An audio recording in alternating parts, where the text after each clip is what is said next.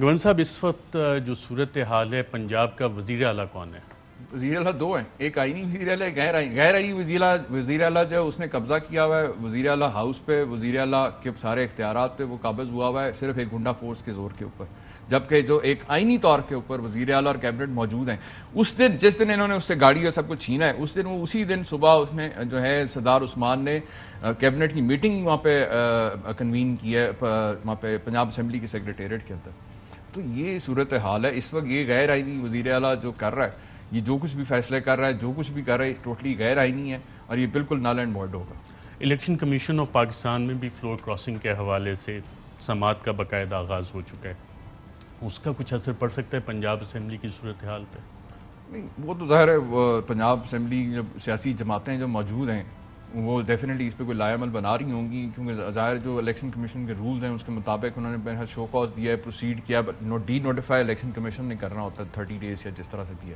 لیکن جو سب سے اہم بات جو میں آپ سے پہلے کہہ رہا تھا کہ یہ ساری جو بیرونی سازش ہے جو کہا کہ مداخلت کے ذریعے مداخلت ہوئی، تو سازش تو ہوتی کامیاب مداخلت کے ذریعے، اور اس پہ کریکٹرز کون سے جو کریکٹرز ہیں پارلیمنٹیرینز کو تو کہہ سکتے ہیں آپ، پارلیمنٹیرینز ہیں، پھر اس کے بعد آپ کے وہ جو پولیٹیکل پارٹیز ہیں. ابھی میں 15 دن سے پاکستان کے سب سے بڑے صوبے کے اندر ایک کانسٹیٹیوشنل امپاس ہے، ایک غیر آئینی وزیر اعلیٰ نے باپ کے وزیر اعظم ہونے کی وجہ سے طاقت پہ قبضہ کیا ہوا ہے اور کسی پولیٹیکل پارٹی نے اس پہ بات نہیں. میں تو 2 دفعہ کہا ہے کہ اگر یہ ساری سیاسی جماعتوں کو حمزہ ماڈل قابل قبول ہے تو پھر سندھ والے بھی تیاری پکڑیں. کل کو اگر پی ٹی آئی کی گورنمنٹ آتی ہے تو پھر میرا عواب الوی کو تو وہاں پہ آرام سے وزیر اعلیٰ لگا سکیں گے. اسی طرح سے بلوچستان میں بھی وہ کر لیں. اگر آپ ایک صوبے میں اتنی بڑی اگر یہ بدماشی ہو رہی ہے، گنڈا گردی سے، اگر آپ ایک غیر آئینی وزیر اعلیٰ اور اس طرح سے آئین اور قانون کی دھجیاں اڑا کے بٹھائیں گے تو پھر اس طرح تو باقی صوبوں میں بھی یہی فارمولہ چلے گا. اگر آج یہ عدلیہ کو، پارلیمنٹیرینز کو اور سیاسی جماعتوں کو یہ سب کچھ قابل قبول ہے، یہ جو کچھ ہو رہا ہے پنجاب کے اندر، تو یہ ماڈل تو پھر یہ پریسیڈنٹ بن جائے گا نا. تو یہ پریسیڈنٹ پھر باقی صوبوں میں بھی ریپلیکیٹ ہوگا اور ہونا بھی چاہیے کہ اگر یہی جمہوریت اگر آگے لے کے چلنی ہے انہوں نے.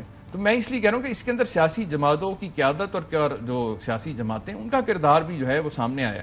اسی طریقے سے پارلیمنٹ کا میں نے آپ سے کہا کہ سپرمیسی آف پارلیمنٹ آپ کی جو کمپرومائز ہو جاتی ہے، آرٹیکل 69 کی وائلیشن ہوتی ہے اور آپ سارے خاموش کر کے خاموشی سے بیٹھے ہوئے. یہ ہم نے ادھر سے ٹریئر سے اٹھ کے ادھر چھلانگ لگانی ہے، ادھر سے اٹھ کے ادھر چھلانگ لگانی ہے. ناٹ جو پارلیمنٹیرینز اپنی کرسی، اپنے پارلیمان کا تقدس جو ہے تقدس اور بالادستی نہیں قائم رکھ سکے، انہوں نے عام غریب آدمی کا کیا جو ہے انہوں نے اس کا تحفظ کرنا ہی ہے، اس کے لیے اس کے مسائل کے لیے آواز اٹھانی ہے.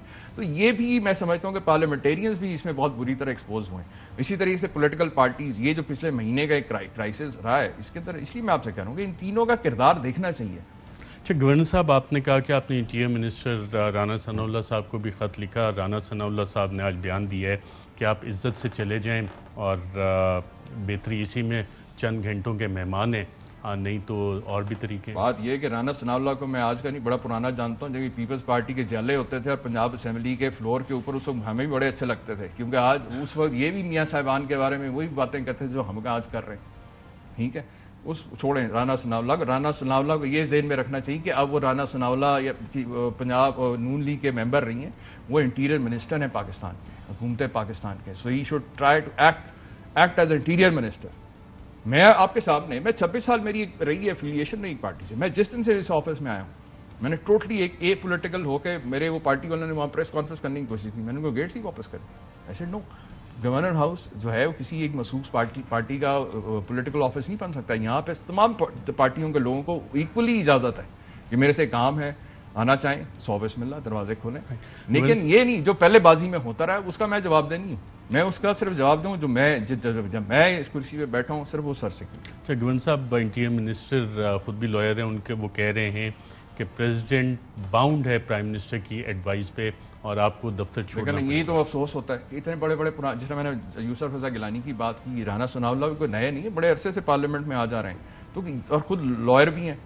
قانون میں نے آپ کو بتایا article 101 read with 48 sub class 2 پڑھ کے دیکھ لیں اور پھر آگے بات کر لیں. اور میں نے تو ان کو 10 دفعہ آفر کی ہے کہ بھائی اگر آپ کو کتاب نہیں پڑھنی آ رہی، میرے پاس لائیو ڈبیٹ میں آپ آنا نہیں چاہتے کہ شرمندگی ہوگی، تو میں آپ کو ٹیوشن کے لیے یہاں پہ میرے لوگ بیٹھے ہیں، آپ آ جائیں، ہم آپ کو ٹیوشن دے دیتے ہیں آئین کو. مسئلہ یہ ہے کہ یہ لوگ دیکھیں نا اتنے، اور یہ میں اس لیے میں کہہ رہا ہوں کہ پارلیمنٹیرینز بھی بہت سارے جو روز شام کو ٹی وی پہ بیٹھ کے کئی ایسے انٹلیکچوئلز بھی ہیں اور کئی، کیونکہ جب سے یہ سلسلہ کانسٹیٹیوشنل امپاس ہوا ہے پنجاب کے اندر، کئی لوگوں نے اپنی دکانیں لگائی ہیں، روز شام کو عجیب و غریب قسم کے منجن بیچ رہے ہوتے ہیں. بٹ لیکن مجھے افسوس یہ ہوتا ہے کہ یہ 2 لائنیں جو ہے نا آرٹیکل 130 سب کلاس پڑھنے کے لیے آپ کو کوئی بڑی بڑی ڈگریاں نہیں چاہیے. یہ سمپل انگریزی ہے.